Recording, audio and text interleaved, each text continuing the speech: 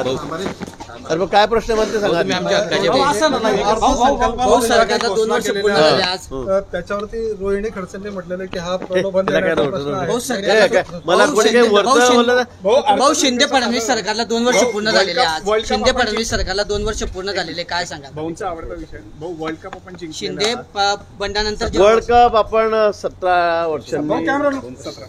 वर्षांनी आपण या ठिकाणी जिंकलेलो आहोत. मला वाटतं कालची मॅच ही अतिशय चित्तथरारक होती मला असं वाटतं. कारण मी फार कमी मॅच बघतो, पण कालची मॅच मी बघितली आणि ज्या पद्धतीने आपण अगदी त्यांच्या तोंडात गेलेला घास आपण हिरावून घेतला आणि म्हणून अतिशय सुंदर अशी मॅच झाली. कोणाचं किती कौतुक करावं, अभिनंदन करावं ते कळत नाही. तो कॅच बाउंड्रीवर जो षटकार मारला असताना सूर्याने घेतला तो खरा अतिशय तो इतिहासात नोंद होईल असा कॅच त्यांनी त्या ठिकाणी घेतलेला आहे. आणि सगळेच खेळाडू अतिशय चांगले खेळले आणि अतिशय देशाला अभिमान वाटेल असा कालचा तो चित्तथरारक खेळ अंगावर रोमांच आणणाराच होता मी असं म्हणेल. तो काल आपण सगळ्यांनी बघितला आणि त्यातून भारताला विजय मिळालेला आहे. सर्व खेळाडूंचं मनापासून खूप खूप अभिनंदन. शिंदे फडणवीस सरकारला 2 वर्ष पूर्ण झालेली आहे. शिंदेंनी जे बंड केलं होतं त्याच्यानंतर भाजपच्या सोबत येऊन सरकार स्थापन झालं होतं. या घटनेला 2 वर्ष पूर्ण झाली आहे. तशी 2 वर्ष पूर्ण झाले. माननीय शिंदे साहेब आता CM झाले होते 2 वर्षापूर्वी. देवेंद्रजी DCM झाले होते, नंतर दादाही झालेत. आपण बघितलं असेल 2 वर्षामध्ये किती चांगल्या योजना, किती चांगले निर्णय या सरकारने या ठिकाणी घेतलेले आहेत.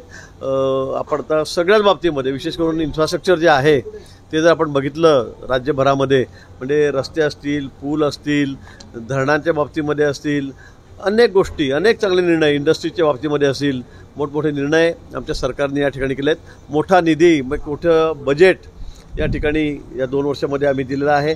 त्याचबरोबर केंद्र सरकार, मोदीजी पंतप्रधान असल्यामुळे त्यांनी मोठी मदत राज्याला या ठिकाणी केलेली आहे. म्हणून मला असं वाटतं की राज्याचा विकासाची घोडदौड ही अतिशय जोरात चाललेली आहे. पुढचेही 5 वर्ष या ठिकाणी आमचं सरकार येईल, पुन्हा डबल इंजिनचं सरकार येईल. वरती आमचं सरकार आहे केंद्रामध्ये, पुन्हा मोदीजी तिसऱ्यांदा पंतप्रधान झालेत आणि राज्यामध्ये सरकार आमचं येणारच आहे. त्यामुळे मला असं वाटतं की 5 वर्षामध्ये सगळे मागचे पुढचे सगळे प्रश्न या ठिकाणी आम्ही मिटू. लाडकी बहीण योजनेवरून सुप्रिया सुळेंनी टीका केलेली आहे. ज्या घोषणा झालेल्या आहे त्याच्यामुळे 96,000 कोटींचा कर्जाचा डोंगर जो आहे महाराष्ट्र सरकारवर वाढणार आहे. मला वाटतं विकासाची कामं होत असतात त्यावेळेला कर्ज घ्यावंच लागतं. ते काही दुसऱ्या तिसऱ्या गोष्टीसाठी घेतलेलं नाही आहे, विकासाच्या कामासाठी घेतलं, इन्फ्रास्ट्रक्चरसाठीच कर्ज घेतलेलं आहे. आणि मला वाटतं रस्ते, पूल, दळणवळणाची साधनं ही चांगली असतील तरच राज्य विकास करू शकेल, पुढे जाऊ शकेल.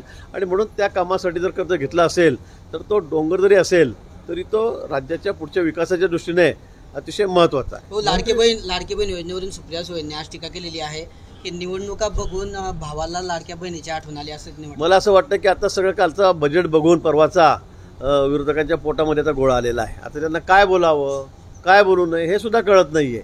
आणि म्हणून मग वीज मोफत त्याच्यावरही टीका, लाडकी बहीण त्याच्यावरही टीका, म्हणजे सगळ्याच अतिशय लोकप्रिय निर्णय, अतिशय चांगले निर्णय या ठिकाणी सरकारने घेतलेले आहे. मग शेतकरी असतील, तरुण असतील, विद्यार्थी असतील, महिला असतील, खेळाडू असतील, सर्वांच्याच बाबतीमध्ये अतिशय चांगले निर्णय या सरकारने घेतलेले आहेत.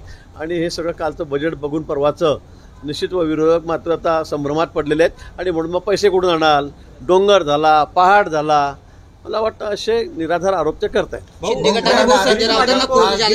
कोण असे एकनाथराव खडसे म्हटले भाजप पक्षप्रवेशावर. ठीक आहे ना, मग ते मी सांगितलं की ते खूप मोठे नेते आहेत खडसे, ते वरतीच बोलतात दिल्लीमध्ये. आम्ही कुठे काय म्हणतो आम्ही कोण आहे म्हणून. देवेंद्र फडणवीसांनी सुद्धा संमती दिलेली आहे म्हणे भाजप पक्षामध्ये. मग चांगलं आहे ना, मग उशीर कशाला करताय. मग आता काय काय मुहूर्त काढायचं आहे अजून. तुम्हीच तारखा देत आहेत, मी कुठे काय म्हणतोय. तुम्हीच तारीख पे तारीख चल रही अपनी. इलेक्शनच्या आधी येतो, मध्ये येतो, नंतर येतो, या लवकर. आतापर्यंत फक्त घोषणांचा पाऊस झालेला आहे.